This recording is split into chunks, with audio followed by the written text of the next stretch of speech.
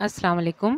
इल्म की शमा में आज आपको तुर्की के शहर इस्तंबुल में मौजूद म्यूज़ियम की ज़ियारत करवाई जाएगी।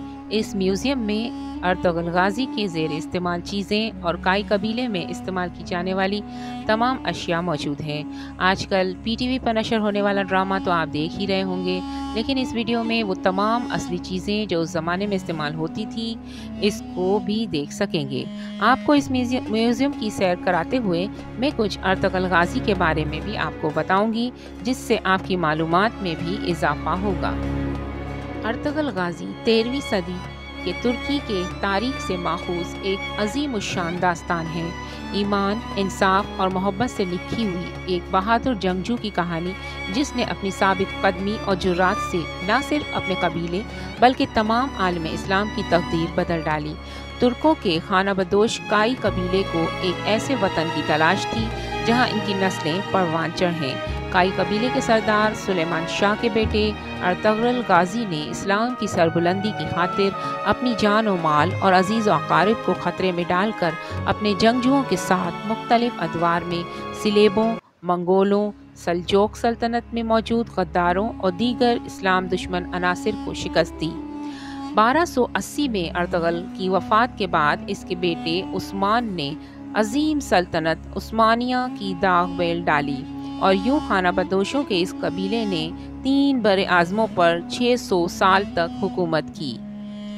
इस वीडियो में आपको तमाम वो चीज़ें नज़र आ रही हैं जो उस ज़माने में इस्तेमाल हुआ करती थी, जो कि अर्तुगरुल गाज़ी और उनके कबीले वाले इस्तेमाल करते थे। इसमें मुख्तलिफ़ पोशाकें, इसके अलावा जो ऊन बनाने की या कालीन बनाने की जो मशीनरी या चरखा जिसे कहते हैं वो भी होता था।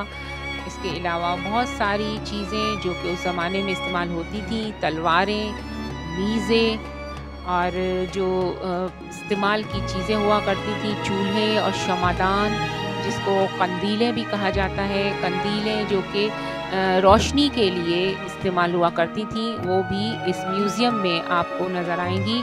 और मिट्टी के बर्तन, चीनी के बर्तन जो उस ज़माने में ज़ेर इस्तेमाल हुआ करते थे, उनके मुख्तलिफ़ शक्लें और मुख्तलिफ़ डिज़ाइंस के वो बर्तन भी मौजूद हैं। और रियल कपड़े जो पोशाकें वो पहना करते थे, वही पोशाकें आज भी वहाँ मौजूद है। अब ये ना समझिएगा कि ये उस डिज़ाइन की हुई पोशाकें हैं। ये वही पोशाकें हैं जो वो लोग पहनते थे। ये रियल उनकी पहनी हुई पोशाकें इस म्यूज़ियम में रखी हुई हैं और ये तमाम वो अशिया हैं जो इनके ज़ेरे इस्तेमाल थी, यानी कि अर्तुगरुल गाज़ी के ज़माने में और काई कबीले के ज़ेरे इस्तेमाल ये तमाम अशिया इस वक्त इस म्यूज़ियम में मौजूद हैं, जिस म्यूज़ियम की सैर आप मेरे साथ इस वीडियो में कर रहे हैं।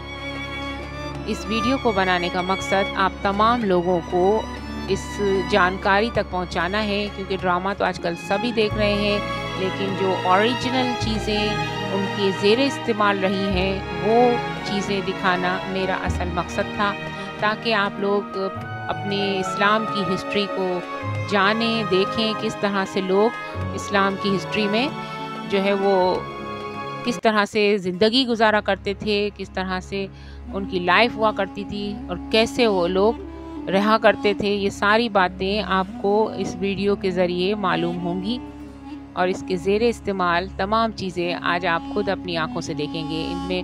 इसमें अर्तुगरुल गाज़ी का मकबरा और इसके इर्द गिर्द जो नज़र आ रही है मट्टी, वो उन तमाम शहरों की, उन तमाम इलाकों की मट्टी है कि जिन जगहों को अर्तुगरुल गाज़ी ने फ़तह किया था।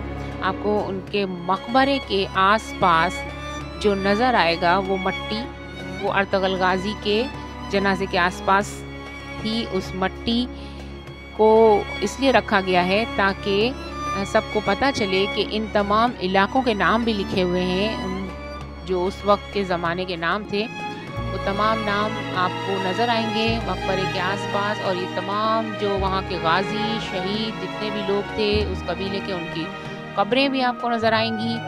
और उस अर्तुगरुल गाज़ी का मकबरा, उसके आसपास मट्टी जो अलग अलग बॉक्स में रखी हुई नज़र आएगी आपको, उसमें उन इलाकों के नाम भी हैं जिनको अर्तुगरुल गाज़ी ने फ़तह किया था।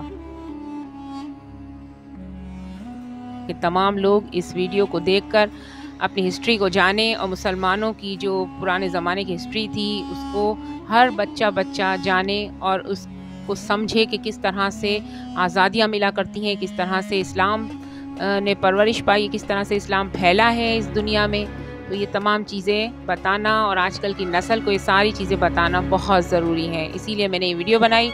उम्मीद है आपको पसंद आई होगी। पसंद आई हो तो लाइक ज़रूर करें। बहुत बहुत शुक्रिया। अल्लाह निगहबान।